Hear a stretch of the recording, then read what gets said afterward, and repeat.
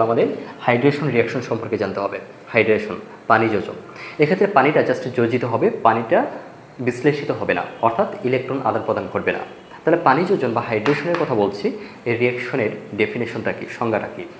পানি যোজন হচ্ছে বলতে পারো যে সকল আয়নিক যৌগ ক্যালাস বা স্ফটিক গঠনের সময় দুই বা ততোধিক সংখ্যক পানির অণুর সাথে সংযুক্ত হবে, এই বেসিক্যালি এই রিঅ্যাকশনটাই হচ্ছে পানি যোজন বিক্রিয়া। পানির অণুর সাথে সংযোজিত হবে, ক্যালাস আকারে সংযুক্ত হবে। এখন এই যে পানির অণুটা যেটা সংযোজিত অবস্থায় থাকবে এটাকে আমরা ক্যালাস পানি বলতে পারি। ভালো কথা, তাহলে চলো জাস্ট আমরা একটা ডেফিনেশন আকারে দেখি, একটা রিঅ্যাকশনটা রিপ্রেজেন্ট করি, তাহলে এই ধারণাটা আরও বেশি ক্লিয়ার হয়ে যাবে ইনশাল্লাহ। যেমন ধরো copper sulphate, fine. So copper sulphate যদি 5 অণু পানির সাথে সংযুক্ত হয় বিক্রিয়া করে, সেক্ষেত্রে যে ঘটনাটা ঘটবে, কপার সালফেট জাস্ট পানির অণুর সাথে কী করবে, সংযোজিত হবে। বিক্রিয়ার নামই পানি যোজন বিক্রিয়া, ঠিক আছে। সো এক্ষেত্রে যা তৈরি হবে সেম জিনিস, কপার সালফেট ইন্টু 5 অণু পানি। তাহলে দেখতে পাচ্ছি আমি পানিটা কিন্তু বিশ্লেষিত হয় নাই, ইলেকট্রন আদান প্রদান ঘটেনি, শুধুমাত্র যোজিত হয়েছে 5 অণু পানি, পানি যেটা এটা ক্যালাস আকারে সংযুক্ত আছে, ফাইন।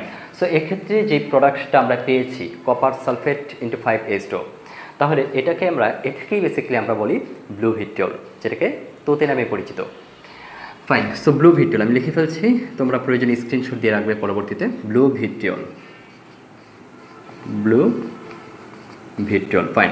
সো এটাকে আমি কি বলছিলাম, তোতে, তাই না, ফাইন। এইবার আসা যাক হোয়াইট ভিট্রিয়লের প্রসঙ্গে, হোয়াইট ভিট্রিয়ল। সো এক্ষেত্রে জিঙ্ক সালফেট 7 অণু পানির সাথে যুক্ত হতে পারে, বিক্রিয়া করবে। সো এখানে বিক্রিয়া বলতে যোজিত হওয়া, জিঙ্ক সালফেট ইন্টু 7H2, এটাকে বলবো কি, white vitriol, white vitriol, fine. মাথায় রাখবে বিষয়গুলো।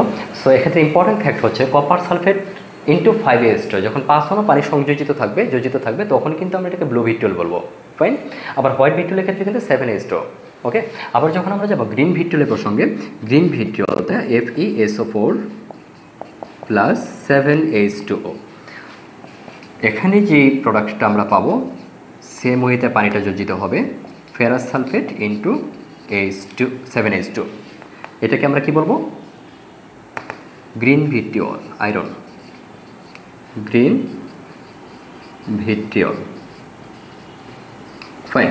তাহলে এই যে প্রথমে বলছিলাম যে ব্লু ভিট্রিয়ল, হোয়াইট ভিট্রিয়ল বা গ্রিন ভিট্রিয়ল কোনগুলো, সংকেত কি, ইনফ্যাক্ট কোন প্রসিডিউরের মধ্য দিয়ে বা কোন রিঅ্যাকশনের মাধ্যমে প্রোডাক্টটা প্রডিউস হয়। এবং এই ব্লু ভিট্রিয়লের আরেকটা নাম আছে যেটা তোমরা বলছো তুতে। সো তুতে কি নীল বলো না, সো ব্লু তো। সো অর্থাৎ এই প্রসিডিউরের মাধ্যমে এই প্রোডাক্টগুলো আমরা পেয়ে যাই এবং এগুলো